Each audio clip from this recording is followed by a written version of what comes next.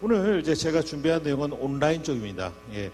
온라인 쪽에 대해서 제가 이야기하는 이유는 우리 영세한 우리 농가들이랑 그다음에 영세한 유통업자들, 유통하시는 분들 입장에서는 실은 온라인 쪽이 아니면 시장 장악력이 크지 않기 때문에 오프라인에 들어가기 굉장히 어려운 측면이 많습니다. 그래서 이런 우리 개별 농가들과 영세 유통업자들이 어떤 전략을 가지고 경쟁을 해야 되는지에 대한 그런 측면에서 말씀을 드리고요. 첫 번째 특정한 장목을 가지고 계신 농가들 입장에서는 어떤 층을 타겟으로 해야 되는지에 대한 얘기를 제가 좀 힌트를 드릴 수 있을 것 같고요. 그 다음에 여러 장목을 구매해가지고 이것을 이제 판매하시는 유통업에 계신 분들 같은 경우에는 어떤 것들을 온라인으로 유통하는 것이 맞느냐에 대한 말씀을 드릴 예정입니다. 네. 네, 이 그림부터 먼저 보겠습니다. 과연 우리 온라인에서 우리 개별 농가들과 그리고 영세 유통업자들이 과연 기회가 있을 것인가? 우리 농식품 쪽에서 이 기회가 충분히 있는 걸로 보여지고 있습니다. 여기 보시게 되면 2014년에서 2015년 넘어갈 때 보면 우리 음식료 쪽과 농산물이 굉장히 빠르게 성장하는 걸 알고 있습니다. 이게 전체 B2B 온라인 농식품 거래에 대한 현재 추이가 되겠습니다. 예.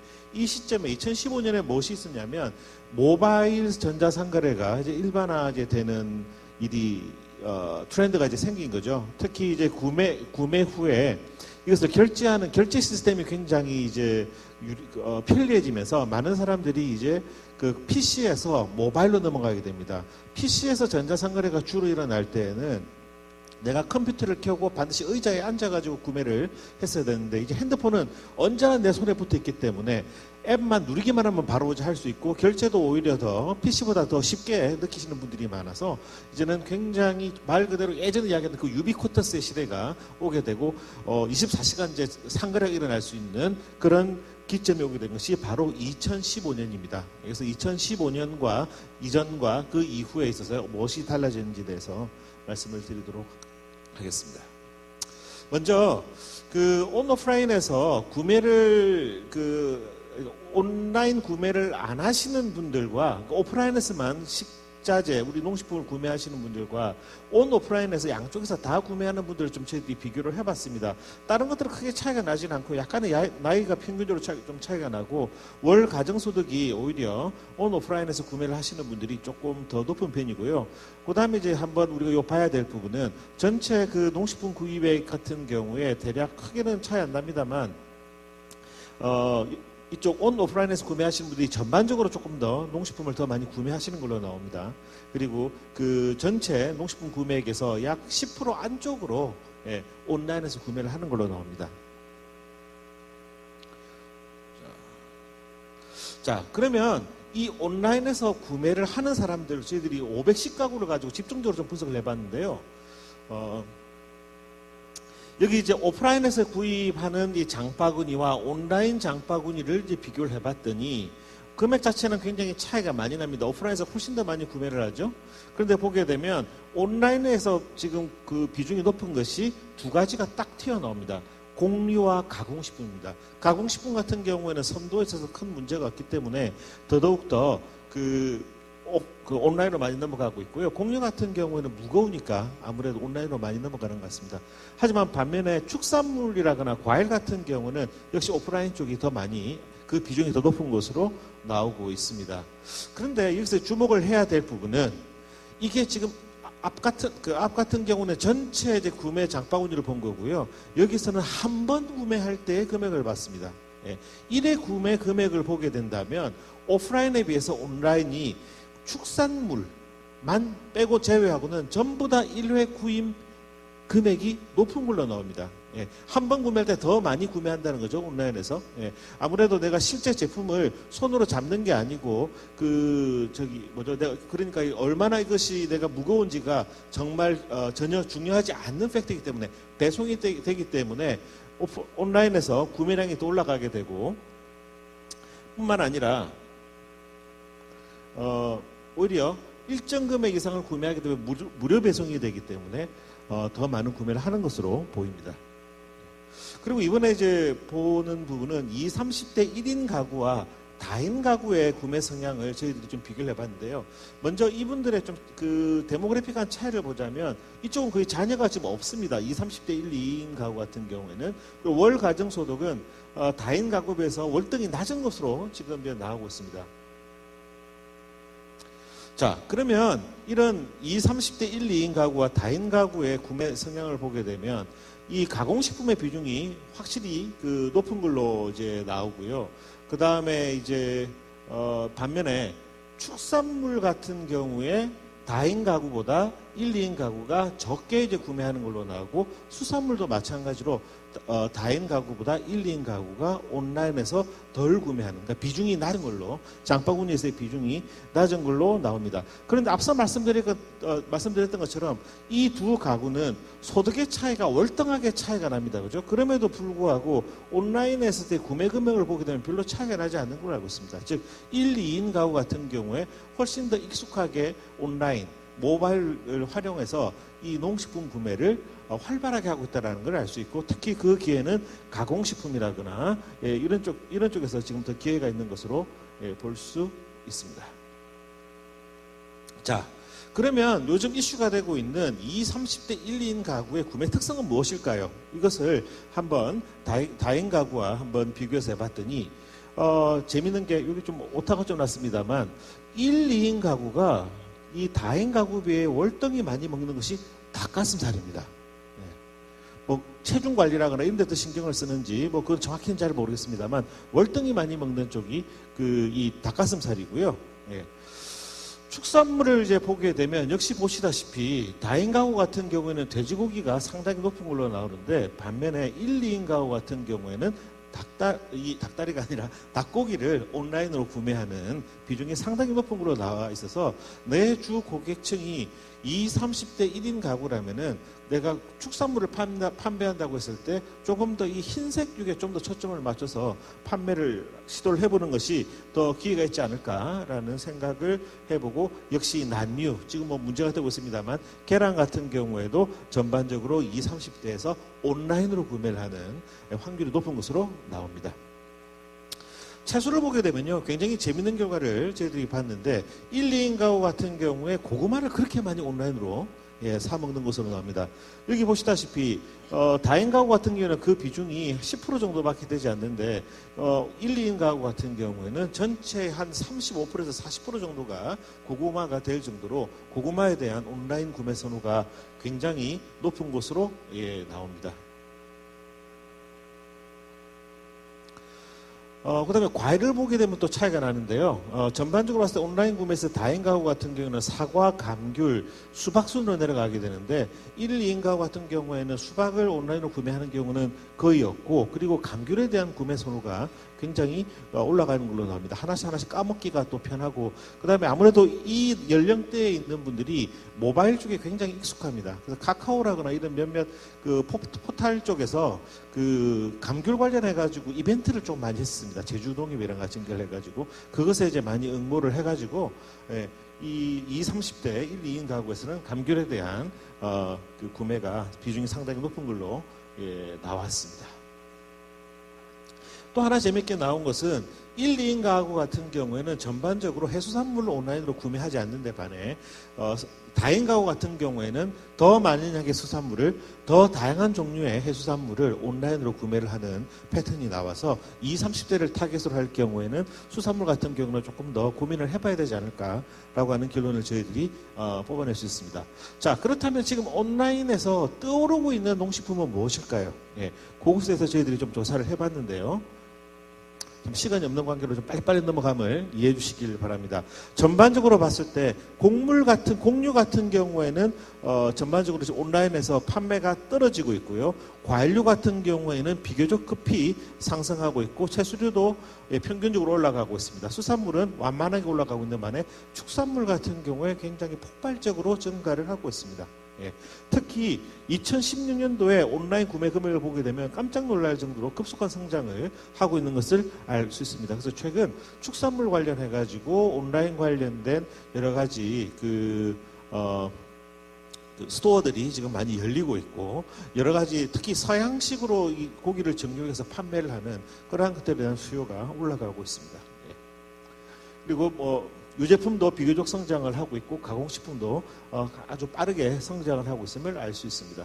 특히 그 국민들의 온라인에서 이 모바일을 통해서 이제 아주 빠르게 성장하고 있는 대표적인 품목을 이야기하자면 그 고기 중에서도 돈육 쪽이 되겠습니다. 돼지고기 굉장히 빠르게 성장을 하고 있고요. 돼지고기가 빠르게 성장함에 따라 같이 우리가 쌈으로 같이 싸먹게 되는 이러한 그 채소류들도 같이 공동 구매가 많이 일어나는 것 같습니다. 그래서 이러한 그 엽채류의 구매도 빠르게 증가를 하고 있는 걸로 나오고 있고요. 그 다음에 이제 새우 같은 경우에도 지금 많이 증가를 하고 있고, 특히 요즘 이제 푸드 트럭 같은 게 많이 그 오프라인에서 많이 큰 인기를 얻고 있는데, 푸드 트럭에서 가장 잘 팔리는 아이템이 바로 육류를 스테이크 큐브 스타일로, 그러니까 한 입에 먹을 수 있는 사이즈로 잘라서 그 다음에 그 새우와 함께 구워서 먹는 것이 가장 핫한 아이템입니다. 그 다음에 과일 같은 경우는 성장하고 있는 것이 여기 나와 있는 이제 귤류와 그 다음에 사과류, 바나나, 수박, 파인애플류가 되겠는데, 역시 월등하게 이 귤과 이 사과류가 이제 빠르게 성장하고 있는 것을 알 수 있습니다. 네, 그리고 채소와 서류를 보게 되면 토마토와 버섯은 예년 대비 2016년도에 급속하게 성장을 하고 있고요. 반면에 고구마는 상대적으로는 좀 줄어들고 있는 걸로 나옵니다. 고구마 감량 줄어들고 있죠.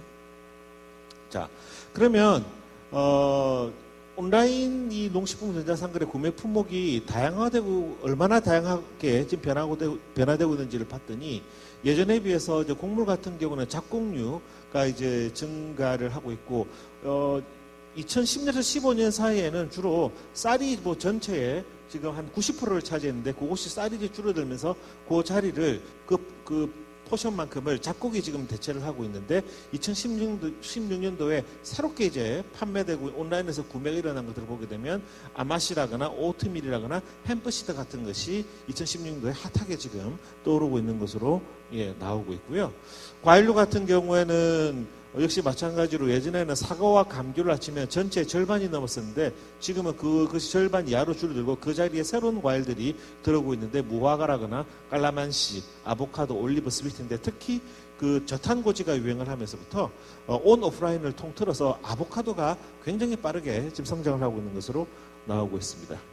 그리고 이제 채소류를 보게 돼도 예전에는 고구마와 토마토가 전체 절반인데, 이것이 그 포션이 줄어들고 다른 이제 다양한 채소류들을 먹게 되는데, 이런 핑크루트라거나 비름나물, 비트, 두릅, 죽순, 켈 이러한 것들이 2016년도에 처음으로 그 온라인에서 거래가 일어나고 있는 것으로 나타나고 있고요. 그다음에 돈육과 쇠고기는 넘어가도록 하겠습니다. 자, 그런데 지금 우리가 관심을 가져봐야 될 것은, 시간이 저에게 지금 5분 정도가 남아 있는 것 같은데, 온라인 전자상거래에는 보시다시피 기존에 있는 대형 유통체인들, 그 3대 그 할인점과 그다음에 백화점의 어떠한 그 기존에 있는 큰 기업들의 대기업들의 어떤 전자상거래 사이트가 존재를 하고 있고, 우리 개별 농가들 이라거나 이러한 이제 오픈 마켓 같은 경우에 그 개별 농가들이 많이 들어가 있죠. 이쪽은 이 양쪽 사이드로 우리가 나눠서 봤을 때 이 영세한 우리 개별 농가와 작은 유통업체와 대형 유통업체 간에는 온라인에서 구매가 어떤 차이가 나는지를 좀 한번 비교를 해볼 필요가 있다고 생각을 했습니다. 그래서 저희들이 비교를 해봤더니 아무래도 대형 유통체에서 구매하는 금액이 월등히 높은 건 사실입니다. 하지만 보게 되면 특히 축산물 같은 경우에 대형 유통체에서 많이 구매를 하게 되는데, 이 전체 퍼센티지를 봤을 때 과일이랑 가공식품의 비중이 개별 농가나 오픈마켓에서 영세업체들로부터 구매하는 비중이 높은 것으로 나오고 있습니다. 그럼 특히 계절성 상품 과일도 높게 나왔죠, 그죠? 과일이라거나 곡물이라거나 특히 지역 특산물을 중심으로 해가지고 개별 농가로부터 오픈마켓에서 구매하는 경우가 높더라. 거기에서 기회가 있는 것으로 지금 저희들은 보고 있고요. 이 부분은 표가 조금 복잡한데 나중에 좀 더 자세히 보시면은 금방 읽으실 수 있기 때문에 넘어가도록 하겠습니다. 결론적으로 이야기하게 되면 개별 농가 및 오픈 농가에서 더 다양한 곡류, 특히 잡곡류에 대한 수요는 대형 온라인 유통업체보다는 개별 농가라거나 오픈마켓에서 더 많은 구매가 일어난다는 것을 알 수 있었고요. 그 다음에 이제 과일류 같은 경우에도 보게 되면 차이가 많이 납니다. 대형 유통체인에서는 수박이 뭐 굉장히 크게 나오는데요. 이런 개별 농가에서는 수박은 뭐 굉장히 포션이 줄어들고 감귤과 특히 사과의 비중이 가장 높은 걸로 나와서 특히 이제 선물용이라거나 이런 용도로 구매를 할 때는 개별 농가라거나 오픈마켓으로 많이 나가는 것으로 알 수 있습니다. 특히 사과를 보시게 되면 대형 유통체인 같은 경우는 1회 구매액에 9,340원이니까 이거는 뭐냐면 내가 먹으려고 사는 거고요. 선물할 때는 개별 농가에서 구매를 한다는 걸 알 수 있죠. 예. 감귤 같은 경우에도 대형 유통체인에서 온라인 구매할 때는 9,300원인데 개별 농가나 오픈마켓에서 구매할 때는 훨씬 한 번 구매할 때 구매액이 높은 것으로 나오고 있습니다. 그다음에 채소 같은 경우도 이제 차이가 나는데 특히 개별 농가 오픈마켓 같은 경우에는 산지 직송이 많은 고구마라거나 이런 토마토라거나 양파라거나 요것의 이제 비중이 더 높은 것으로 나오고 있습니다. 네. 그리고 육류 같은 경우는 굉장히 재밌는 사실을 하나 알게 됐는데요. 이 개별 농가로 또 많이 구매하는 것이 이 닭고기가 훨씬 대형 유통체인보다 구매하는 비중이 높고 특히 토종닭 구매가 지금 기회로 떠오르고 있다는 것을 알 수 있었습니다. 자, 이제 시간이 거의 다 돼서 이제 마무리를 해야 될 텐데요. 지금 이 부분은 어떤 부분이냐면 저희들이 연구를 진행을 했을 때 개별 농가 단위에서 내 사이트, 내 페이지에서 농산물을 판매를 할 때 어떤 부분을 내가 조금 더 강조를 했을 때 어떤 부분에 신경을 썼을 때 더 좋은 성과를 낼 수 있는지에 대해서 연구를 했는데 지금 이걸 설명하는데 한 5분 넘게 걸리기 때문에 간단히 결론부터 말씀드리겠습니다. 예컨대 참외의 예를 들어보겠습니다. 내가 참외를 판매를 하고 있는데 내가 판매하는 참외가 예컨대 참외하면 바로 떠오르는 데가 어디입니까? 성주죠. 내가 만약 성주 참외를 판다 할 것 같으면은 웹사이트에서 판매를 할 때 성주라고 하는 것을 강조하는 것이 굉장히 유리한 것으로 나옵니다. 무엇에 비해서? 예컨대 저는 고향이 부산인데요. 부산에서 참외를 연결시키기가 좀 어렵죠. 근데 제가 부산 참외를 이제 판매한다고 할 때 내가 로컬 푸드임을 강조하면서 부산에서 생산한 혹은 부산이 아니더라도 김해라도 좋습니다. 김해 참외라고 해서 판매를 하게 되면 성과가 오히려 좋지 않는 걸로 나옵니다. 그래서 소비자들 머릿속에서 지리적 표시를 보시면 아마 분명할 것 같은데요. 예, 이렇게 지리적 표시지를 보게 되면 우리나라에서 예로부터 각 품목별 주요 산지랑 이제 연결이 되어 있는데 이렇게 소비자들 머릿속에서 잘 연결되어 있는 것 같은 경우는 이것이 지역 특산물이고 그다음에 로컬 푸드라는 것을 강조했을 때 판매 성과가 올라가지만 그렇지 않은 경우 참외 같은 경우는 김해라고 이야기한다라고 하거나 뭐 사과를 이야기를 하면서 뭐 전주라고 이야기를 했을 경우에는 오히려 판매 성과가 낮다. 이 경우는 어떻게 해야 되냐면 개별 브랜드 조합 브랜드를 가지고 브랜드를 만들어서 나가는 것이 훨씬 더 효과가 있는 걸로 저희들이 나왔습니다. 그리고 보면 이제 별점들 많이 이제 달리지 않습니까? 리뷰도 많이 달리고요. 별점 5점 만점, 10점 만점으로 하는데 별점이 높다고 해서 성과가 좋게 나오는 것은 아니더라는 겁니다. 그럼 무엇이 중요하느냐? 얼마나 많은 사람이 별점을 주는데 참여했는지. 얼마나 많은 사람들이 리뷰를 좋게 썼는지가 아니라 많은 리뷰를 남기도록 하였는지가 내 온라인에서 판매 성과와 직결된다고 하는 것을 발견할 수 있습니다. 예. 뭐 간단하게 말씀드렸지만 이렇게 우리 농식품을 판매할 때 어떻게 내 상품명이라거나 브랜드명을 지역명칭 중심으로 갈 것인지 아니면 개별 브랜드로 갈 것인지에 대한 판단이 필요할 것 같고요. 그 다음에 리뷰라거나 별점을 유도하는 있어서도 공이 얼마나 높은 점수, 좋은 리뷰가 중요한 것이 아니라 많은 참여를 유도하는 것이 중요하다는 것을 말씀드리면서 오늘 발표를 마치도록 하겠습니다. 감사합니다.